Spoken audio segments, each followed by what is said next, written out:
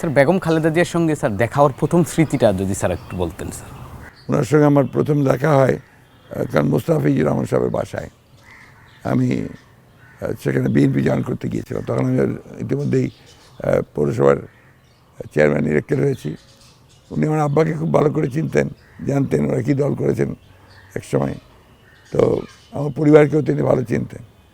তা আমি যখন পরিচয় দিয়ে তো তিনি খুব খুশি হলেন। আমি যখন বললাম যে আমি তো বিএনপি জয়েন করতে চাই, উনি খুব খুশি হয়েছেন। এবং সেই মুহূর্তটা আমার কাছে একটা অত্যন্ত আনন্দময় মুহূর্ত। স্যার আপনি কখনো ভেবেছিলেন স্যার বিএনপি মহাসচিব হবেন না, স্যার? কখনো ভাবিনি। বললাম না, ভবিতব্য, ডেস্টিনি বলে একটা কথা আছে। সার্কামস্ট্যান্সেস এবং হয়তোবা ম্যাডামের আমার প্রতি একটা ভালোবাসা, এটাই আমাকে আজকে এই জায়গায় নিয়ে এসছে।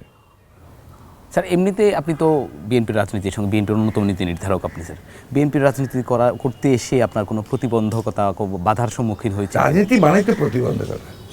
রাজনীতিতে ক্ষমতার লড়াই, সেটা আপনার দলের হয়, রাষ্ট্রের হয়, সব জায়গাতেই এটাই তো থাকবে। প্রতিযোগিতা থাকবে, প্রতিদ্বন্দ্বিতা থাকবে।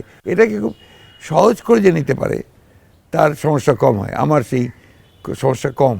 আমি কোনো পার্টিকুলার কাউকে নিয়ে দল করা, গ্রুপ করা, যেটা সাধারণত এই রাজনৈতিক দলগুলোতে হয়, সেটা আমি করি না। আমি আমার কাজ করি, আমার দল যে সিদ্ধান্ত নেয় সেই সিদ্ধান্তকে আমি ক্যারি করার চেষ্টা করি। That's my job.